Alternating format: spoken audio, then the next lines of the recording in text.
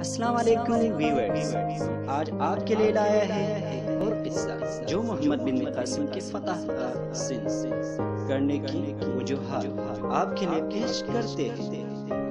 اگر آپ ہمارے چینل پر نئے ہیں تو براہ مہربانی لائک اور سبسکرائب کرنا نہ بھولیں، اور ہاں اپنے خیالات پیش کریں کمنٹ میں۔ شکریہ۔ فتح سندھ 1712 عیسوی کو اموی خلیفہ ولید بن عبد الملک کے دور میں حجاج بن یوسف نے اپنے بھتیجے محمد بن قاسم کو حملہ کرنے کے لیے بھیجا۔ اس لشکر نے ملتان تک کے علاقے کو فتح کر کے اسلامی قلمروں میں شامل کیا۔ اس میں کیا کیا وجوہات پیش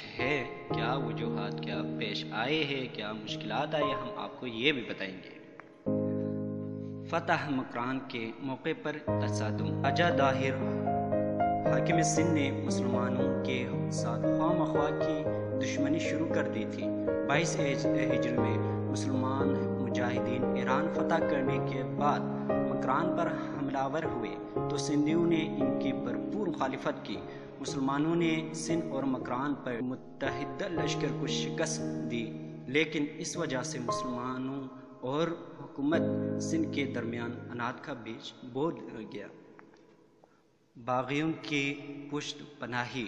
باہمی دشمنی کی فضا کو راجہ داہر نے برقرار رکھا، اور جب مکران میں ایک سردار محمد علافی نے مکران کے گورنر کو قتل کر کے سندھ کی راہ لی تو راجہ داہر نے اس سے اپنے ہاں پناہ دی اور اپنی فوج میں اس سے عہدہ بھی دیا۔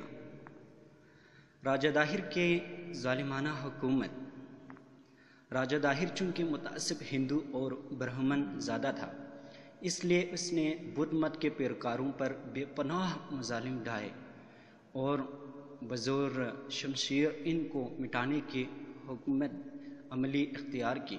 مظلومین میں چاڑ اور لوہبان قومیں بھی شامل تھے، جن کو راجہ داہر کے باپ چچ نے ذلیل و رسوا کرنے کے لیے ان پر پابندی لگا دی تھی کہ وہ اصلی کے بجائے مصنوعی تلوار اپنے پاس رکھیں، قیمتی کپڑے، ریشم محمل اور شال استعمال نہ کریں، گھوڑے کی ننگی پیٹھ پر سوار کریں، ننگے سر اور ننگے پیر رہیں، اور گھر سے باہر نکلتے ہوئے اپنا کرتا ساتھ رکھیں۔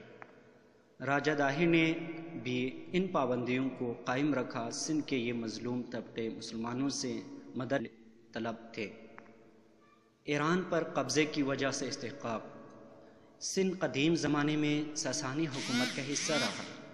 جواب مسلمانوں کے قبضے میں آ چکی تھی، اس لیے مسلمان اسے اپنی حکومت کا ایک ٹوٹا ہوا حصہ قرار دیتے تھے۔ راجہ داہر کا ڈاکوؤں کی سرکوبی کرنے سے انکار۔ یہ کیوں انکار کیا، ہم آپ کو یہ بھی بتائیں گے، سنیے۔ تجارت کے غرض سے کچھ مسلمان تاجر لنکا میں آباد ہو گئے تھے۔ لنکا کے راجہ کے حجاج کے ساتھ بہت خوشگوار تعلقات تھے۔ اس نے ان تعلقات کو مزید خوشگوار بنانے کے لیے کچھ قیمتی تحائف اور وفات شدہ تاجروں کے بیوی بچے اور ایک جہاز میں سوار کر کے بصرہ روانہ کر دیے، لیکن جب دیبل کے قریب پہنچا، میدا قوم کے کچھ ڈاکوؤں نے اس سے لوٹ لیا اور عورتوں کو قید بنا لیا۔ انہیں عورتوں میں سے ایک عورت نے حجاج تاجروں کے بیوی کے نام دہائی دی۔ اس واقعے کی اطلاع جب حجاج کو ملی تو اس نے فوری کارروائی کرنے کا ارادہ کیا۔ اس نے راجہ داہر کو سامان واپس کرنے، یتیموں اور عورتوں کو رہا کرنے اور ڈاکوؤں کو اسلامی حکومت کے حوالے کرنے کا مطالبہ کیا، لیکن اس نے بڑا روکھا جواب دیا اور کہا، ڈاکوؤں پر میرا کوئی اختیار نہیں اور نہ ہم ان کی تلاش کر سکتے۔ جہاں تک قیدی عورتوں کا تعلق ہے، انہیں تم خود ہی چھڑانے کی کوشش کرو۔ حجاج یہ جواب سن کر آگ بگولا ہو گیا اور فوراً فوجی کارروائی کا انتظام کیا۔